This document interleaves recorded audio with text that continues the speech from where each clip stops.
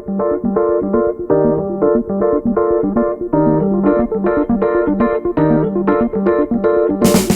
Betty Salonik, CEO and founder of Accelerate Investors. Welcome to our podcast, Chief Investment Officer Conversations, which brings to you what is on top of mind for the world's leading CIOs. In our conversations, we will explore their background, their current investment strategies, and their global outlook. Welcome to part one of my interview with Alex Doñé, Chief Investment Officer of the $225 billion New York City pension funds, the fourth largest pension fund in the world with 730,000 beneficiaries. In this episode, he shares with us his career trajectory to becoming Chief Investment Officer. He imparts his career advice for underrepresented people in financial services. And Alex discusses the importance of investment management, reflecting the diversity of the New York City pensioners. I hope you enjoy. Hi, Alex. How are you? I'm doing well, Betty. Good morning. It's so nice to speak to you today. Thank you so much for taking the time. It's been quite a year, an unprecedented 2020, and I'm excited to hear about what the year has been like for you and everything that's happening with New York City retirement system. Well, why don't we begin with you sharing with us who you are and what you do? Well, again, good morning. Thank you for inviting me to this conversation this morning. As you said, it absolutely has been beyond an unprecedented year. It's when you think about it, Betty, we were sitting here a year ago, wrapping up 2019, making our plans like we do for 2020. Who could have thought that a pandemic was making its way, to the United States and this hemisphere, from Asia. So, and everything that's happened since, it's been tough, primarily on the human side. Certainly it's been a tragedy on so many levels. Over 300,000 dead in the United States, as we all know, and even more globally. And we've had to cope in many ways. It's been tough for people to not only manage their own families, throughout this pandemic, but also, be professionals and work at the same time. But luckily, as you stated, we're at the tail end. I certainly am looking forward to turning the page on 2020. I'm excited for the vaccine and what that's going to bring. There's absolutely light at the end of this tunnel, but certainly we know that before we get to that light and the other side, there's quite a bumpy road ahead, which we're living through right now. So I am the CIO of the New York City pension funds. The New York City pension funds are a collection of 5 pension funds for employees, beneficiaries of the city of New York. It covers 730,000 beneficiaries, like I said, across 5 plans. So we represent and are the investment advisor to the teachers of New York City, the City of New York Teachers Pension Fund, the employees, the New York City Employees Retirement System, the Fire Pension Fund, the Police Pension Fund, and the Board of Education. And collectively, the New York City pension funds are $225 billion in aggregate. And I serve as Chief Investment Officer, which I've now been in this position for 2 years. I actually started my career at the New York City pension funds in March of 2012.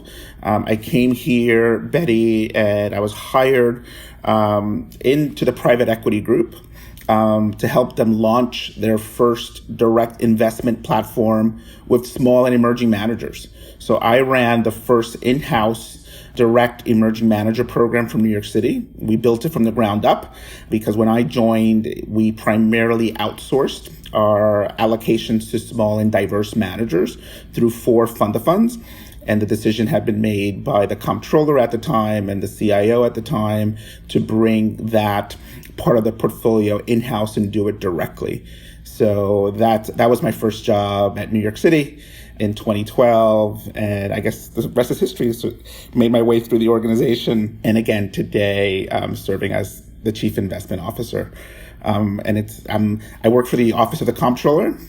So you should know the way we're structured in New York City. The Office of the Comptroller manages and is the investment advisor to the New York City pension funds. We are run by an elected official, Scott Stringer, So Scott Stringer is who I report to, and he is the custodian and also, as I said, investment advisor to these five plans.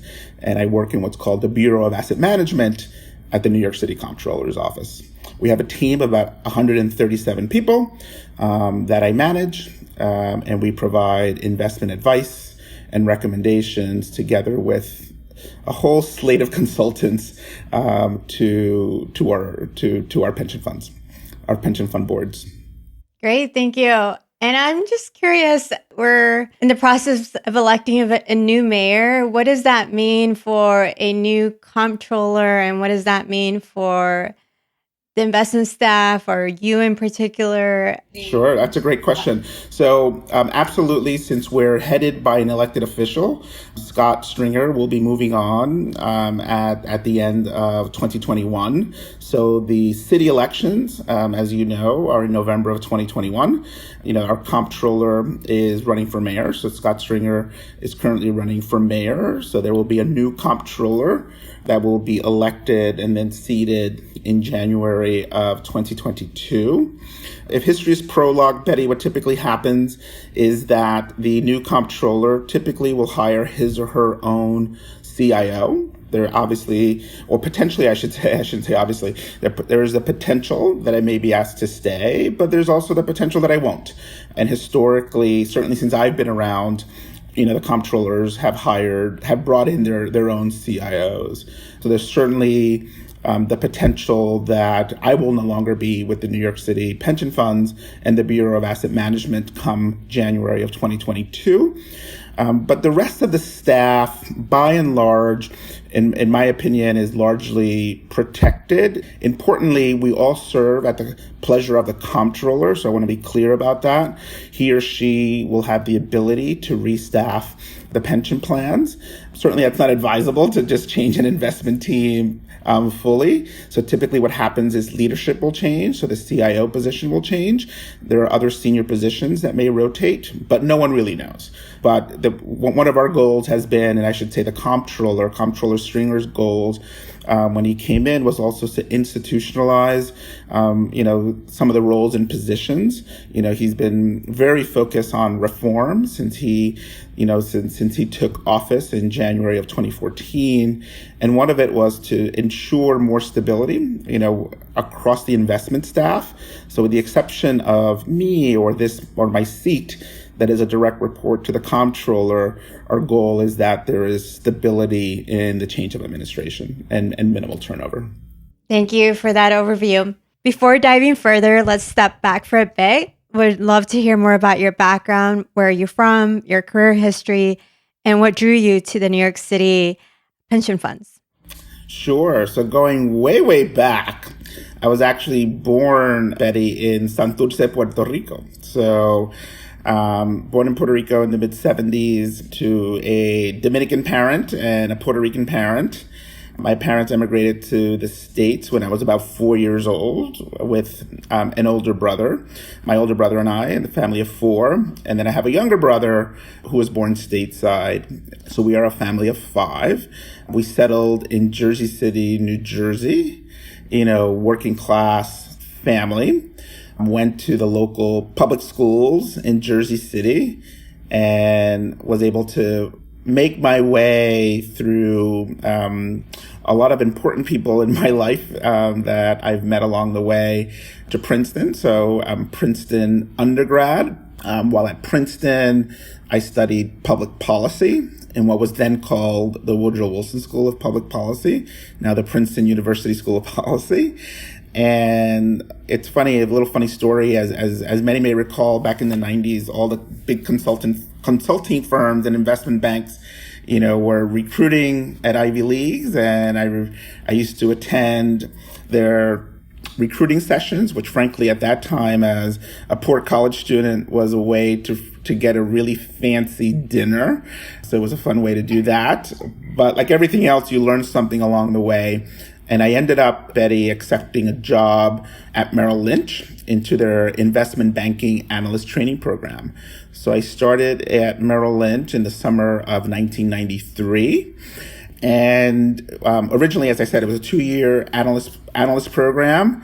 In my third year, I was asked if I wanted to spend another year and go down to help Merrill Lynch open their Mexico City office as the junior banker with two managing directors who were helping to open that office at the time. I jumped at the opportunity, not only to allow me as a young person to travel and live outside the United States, but frankly, to use my language skill, which, Spanish is my first language.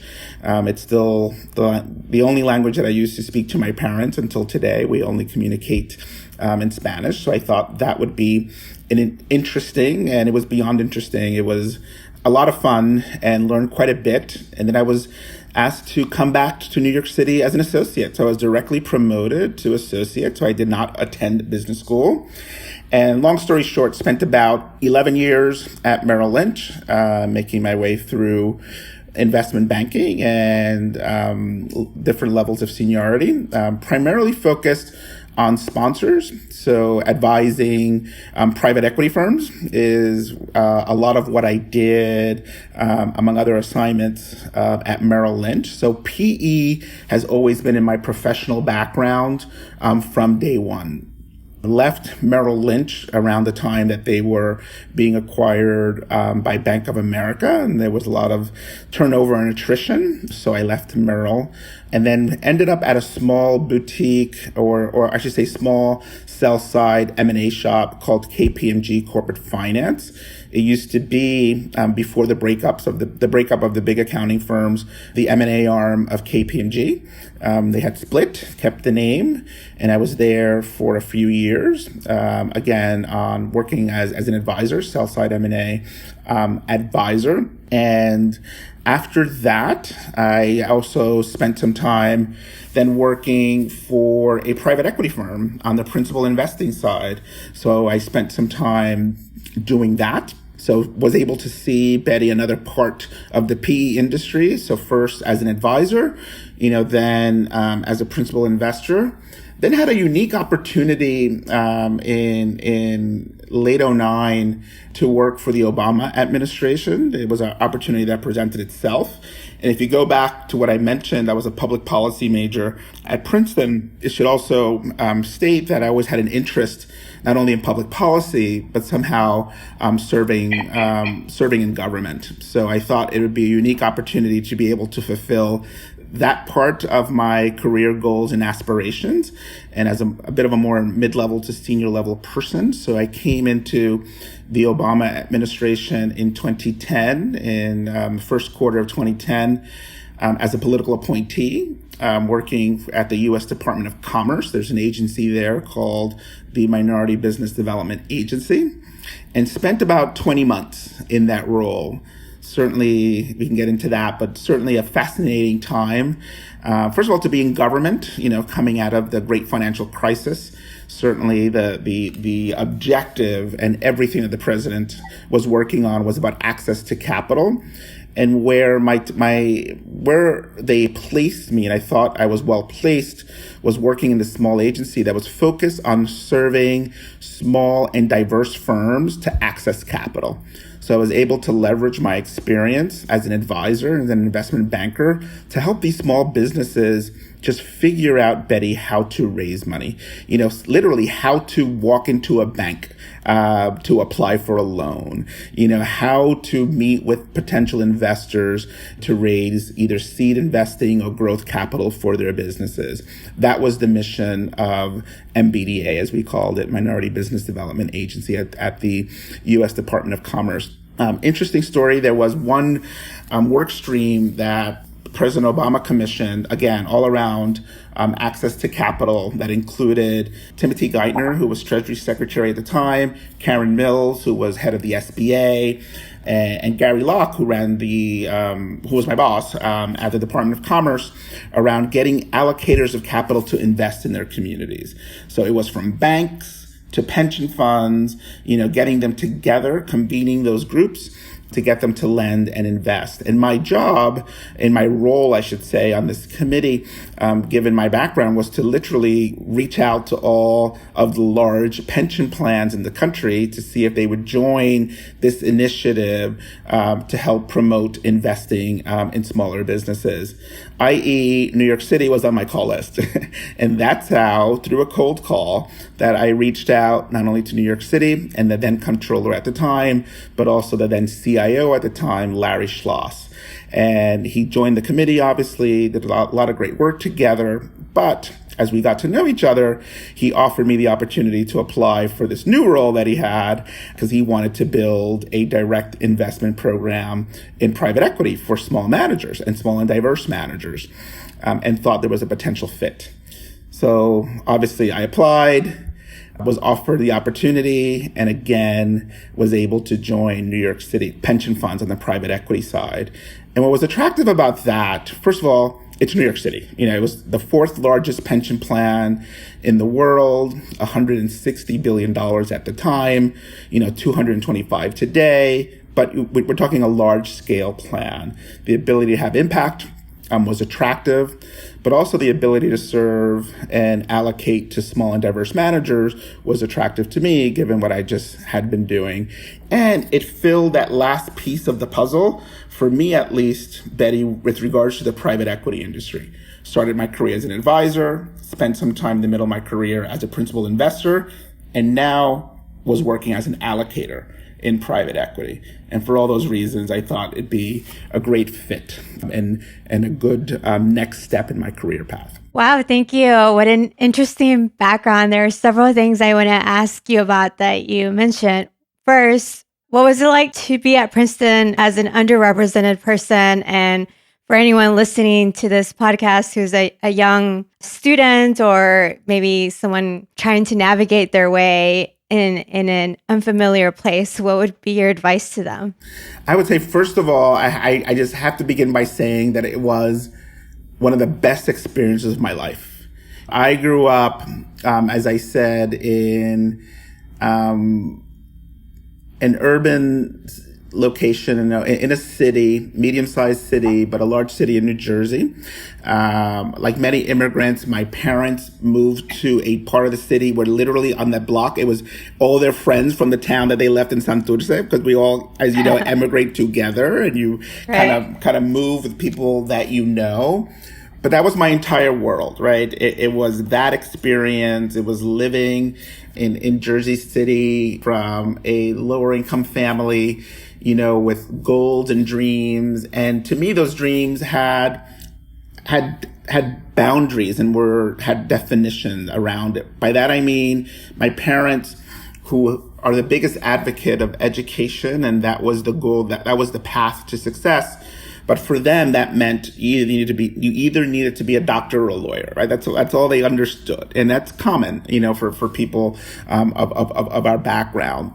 And Princeton, was a place where I got to expand my boundaries and horizons. Got to meet people from not only all over the country, but all over the world. And it was an amazing experience. Also, what you do, when you go to these majority schools, small, diverse communities, is that you find people like yourself. Right. So you know how that is, Betty. You go to colleges and you have the different groups that you join, and that was critical, right? Felt comfortable and felt like home. And it's important to find those communities for yourself. But it's also, I would say, critical to your point about giving advice, that you don't limit yourself only to that, right? That's only part of the experience. But I would say an important part of the experience. I want to underscore the important part of the experience because it is different. It is new. I did not go to a prep school or I should say a one of these private elite fancy schools. So I had a different background and experience. So it is important to associate yourself with what's familiar, but also get to know things that are not familiar as well. And that's what I did. And it was a unique time, at least I call it that, because we had such a such a great class. I will tell you, one of my first roommates and people that I first met back in 1990 is someone that your audience would know very well, which is Jose Feliciano from Clear Lake. He is now one of my best friends of north of 30 years, and we lived together from the first day he walked through the halls of Princeton in our residential college in 1990. And we've been lifelong friends, and he's gone on to incredible success. And there's a whole list of others from the class, Latinos and African-American friends of mine that have been wildly successful from that class of 93, which I'm a part of, or 94, which Jose is a part of. So it was an amazing experience, but it was about opening yourself to the experience. It's about finding those and communities that remind you of home, but also expanding your horizons and also meeting other people that are different and learning from their experiences, and importantly, sharing yours with them, because they were also learning from us. Right. And that was a part of it too. Wow. What an amazing experience. And secondly, what was it like to live in Mexico City? How long did you live there? It was a little under a year, believe it or not. And again, you have to take it in the context of the times. It was, I guess it would have been spring of 95 when I moved down there, because it was after my second year analyst program, and I was there through the following spring of 96. But I lived in a hotel the entire time. Oh my goodness. Which, frankly, was awesome. I am not even going to pretend that it was anything but just awesome. And the reason for that is that in the beginning, it wasn't necessarily designed for me to move down there. I was going down there to help out and kind of come back and forth. And it ended up going a year. And at that time, Merrill Lynch did have hotel rooms at one of the big hotels in Mexico City. So I kind of checked in and didn't check out for a year, essentially. I got to come back maybe once a month or so. So I spent about a week every 5 or 6 weeks in the New York City office. So I did travel back and forth, but would go down there for stretches of a month or so at a time, and it was amazing. I mean, if you remember anything about investment banking in Latin America, particularly in Mexico, in the early 90s, Betty, it was all about following Carlos Slim everywhere, right? Carlos Slim, one of the richest people in the world, certainly the richest one in Mexico, having his hand in so many pieces of the Mexican economy, meant that you literally followed him and his team everywhere, because that's where investment banking activity what was coming from. And then Mexico City was the home base for Merrill Lynch at the time to serve Latin America. So we spent a lot of time in the Andean countries. So I spent a lot of time in Peru, which was very interesting for me, because we were doing at that time, you'll recall the mid-90s were about privatizations in Peru. So did some privatization work, got to work in Venezuela, which I loved. And when I think about Venezuela today, it absolutely breaks my heart. So did some telecom deals in Venezuela, and then spent a lot of time in Brazil as well, traveling again with Mexico City as kind of the home base for that. So it was an incredible year, particularly as a young 20-something-year-old, traveling around Latin America. Was a lot of hard work, but a lot of fun. And it was also awesome to use my language skills and develop that a bit.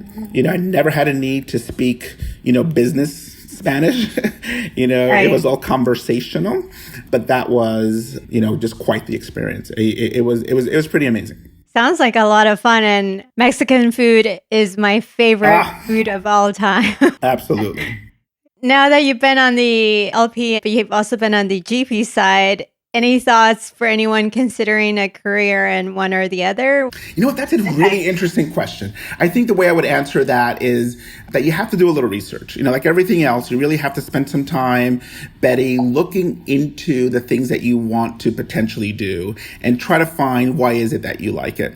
So I wouldn't necessarily recommend or suggest that one is better than the other. But this is one thing where I will show my age a little bit. What I always tell young professionals is that wherever you go, make sure that you go to a place that's going to offer you fundamental skills, that's going to actually train you and prepare you to be the best at what you do, and that will give you the tools to be able to grow so that you can actually advance throughout your career. That's why I always say in my investment banking career, particularly the first 5 or 6 years as an analyst and then as an associate and early VP, Betty, were among the toughest times in my life. I mean, those times, as you know, the horror stories, because they are horror stories. I mean, we worked 100-hour weeks, and that's not an exaggeration. A lot of the young kids coming out of college don't understand that or believe it. They might think it's a myth. But I worked every single day, every single day for months at a time. And you would rack up 90, 100 hours. But I will tell you, looking back at that, what I always say, Betty, is that my highs were much higher than my lows were lows. And when I look at who I am today professionally, all the fundamentals were built at 3 a.m. building a model, in my cubicle, and that's important because that skill set, first of all, no one can take away. And as you grow up, mature, then those things become automatic, right? And then you can focus on the bigger picture. But if you don't have the fundamentals, it's tough to do that. Got it. Well, thank you for that overview on your background, and congratulations on your recent 2-year anniversary as CIO of the New York City Pension Funds. Congratulations. Thank you. I'm curious, what is the biggest impact you would like to make in your role as CIO? I tell you, it's simple and hard at the same time. This job is a big responsibility. I don't take it lightly. It is securing the retirement benefit of 730,000 people. And that's a huge responsibility. It's certainly the thing that keeps me up at night. When I think about, what I want to achieve, what I want to look back at and say, you know what, I did that and am proud of what I did, is that I want to say that I assisted in helping in maintaining and securing the health and stability of this pension plan. This is for the long term. We are talking about individual people's, people's retirement security. I find no bigger mission, no bigger purpose, no bigger responsibility than that one, period. And that's what I think about each and every day is what can I do? What can I bring to the table with the help and assistance of my team, because I'm nothing without the 130 plus people at the Bureau of Asset Management to help deliver for our beneficiaries. So I would say that first and foremost. I would say the second part that's important to me and has always been is that I want to be part of organizations, Betty, that are world class. And as a CIO, as you get to be a manager and a more senior professional, you can actually impact that. I care about having a best-in-class team. We have spent a lot of time in the 8 years, almost now 9 years that I've been at the New York City Retirement Funds in helping to augment our talent, helping to build a very strong investment team. And when I look at, the individuals who are not only the portfolio managers in our office, but the teams that support them, our middle office, our back office, our control functions, my partner, and by that I mean the deputy CIO for the New York City Pension Funds, is a pretty awesome team, and I'm very excited about that. There's been a lot of work that we've done together with the leadership of Comptroller Stringer to try to make sure that we were doing the best that we could to attract the best possible talent to the New York City Pension Funds. And we made a lot of progress in that area. area, in almost a decade's time. So I'm very proud of that. And it doesn't stop. We're continuously looking to upgrade and improve our teams and strengthen our teams. So that's important to me. And then the last thing that I'll mention just for the purposes of this conversation, because I can give you a list of things that I have as priorities, but another one very high on the list is that I want New York City to always be viewed as a leader in areas of diversity, equity, and inclusion. Think of my first job, Betty, that I mentioned at the New York City Pension Funds. I was running the emerging manager program in private equity. That's what we did. My job was to find the best in class women and diverse owned firms to allocate capital to help foster their growth and development and help build the next Vista, the next Clear Lake. And that is a core value of the Comptroller's Office, the Bureau of Asset Management, and the New York City Pension Funds. So anything that I can do to continue to extend that, to grow that, to make sure that we are focused on partnering with managers that are driving initiatives in diversity, equity, and inclusion are important to us. We have an annual conference, as you know, solely dedicated to MWBEs, it's our emerging manager conference. It's quite the focus of ours. And it's certainly part of the legacy that I want to leave, frankly, that I contributed, at least in some small way, to helping us grow and improve in that area. Thank you. And I'm glad you brought up the E&I. Accelerate Investors advocates for investment management to be more representative of our diverse population. And one of the things that I hear a lot about is New York City's beneficiaries, how diverse they are. Maybe tell us a little bit more about the beneficiaries. Well, yes. Well, first of all, I'd say it's the city of New York, right? That's the easiest way to think about it. It is a melting pot. So who are our beneficiaries? It's the teachers of the city of New York, right? There are more countries and languages represented and spoken in this city than anywhere else, certainly in the United States and the world. If you look at our municipal employees, you look at the diversity of the municipal employees, very diverse workforce. The same for our policemen, our firemen, and our Board of Education, which again, the Board of Education, just to be specific, are essentially, just to generalize a bit, employees, school employees that are not teachers. Would fit into our Board of Education, if I can generalize a bit. But there is no more diverse group than the beneficiaries that I serve. So I think it is important that the investment managers that we are partnering with reflects the diversity of our beneficiaries. We are essentially, Betty, a large fund of funds. That's important for the audience to know. Unlike other plans that may have a large portion or a majority sometimes of their pension plan assets managed internally, we're the opposite. We are 100% externally managed, with the exception of short-term investments and cash that we do manage internally. But across our 7 asset classes, we employ external managers to make investments on our behalf. So it is our job to make sure that those investment managers, of which we have north of 400, we have hundreds of investment managers across all of our asset classes, where with, again, $225 billion in assets deployed, that they reflect the diversity of our beneficiaries. So that's core. You recently participated in the Accelerate Investors CIO Roundtable, and one of the challenges that was discussed is the lack of diversity in investment management. For instance, we discussed that you're one out of a handful of Latino CIOs on the asset owner side. What advice would you give to anyone, but in particular to a Latino or Black person who has aspirations to become a CIO? First of all, Betty, I'll begin by saying that while I'm a proud Latino and excited to have this role, I'm embarrassed by that statistic. Every time I hear you're the first this or you're one of a small handful of that, it's something that, frankly, concerns me more than anything else. It shouldn't be. You know the percent of the population, not only that Latinos but minorities represent in this country, and to say we are severely underrepresented is the understatement that I can make, the biggest understatement I can make during this conversation in the financial services industry.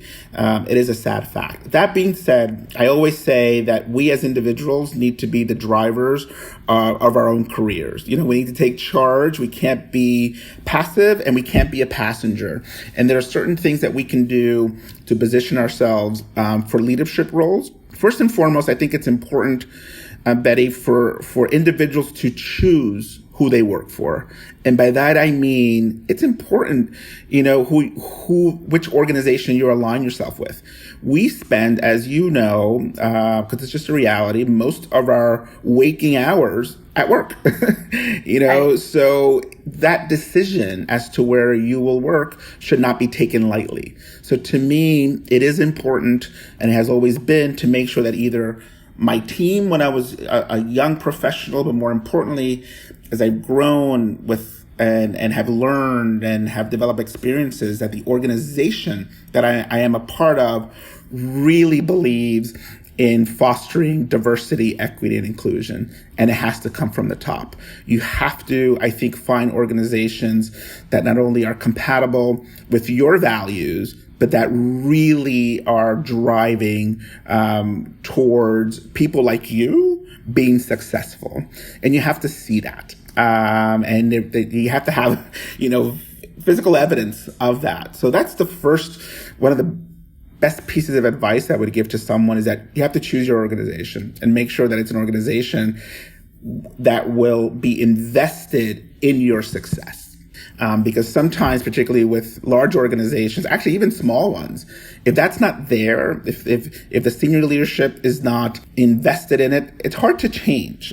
It really is, particularly even if you're not the owner, and certainly if you're junior, it's hard to do that. So that's one thing that I would say. The other point that I would absolutely mention is that you need to seek mentors. Mentors are critical, both internally at your organization, first and foremost, but also externally. You need to have people that are going to help you navigate areas of your firm that you may not be privy to, that you may not be aware of.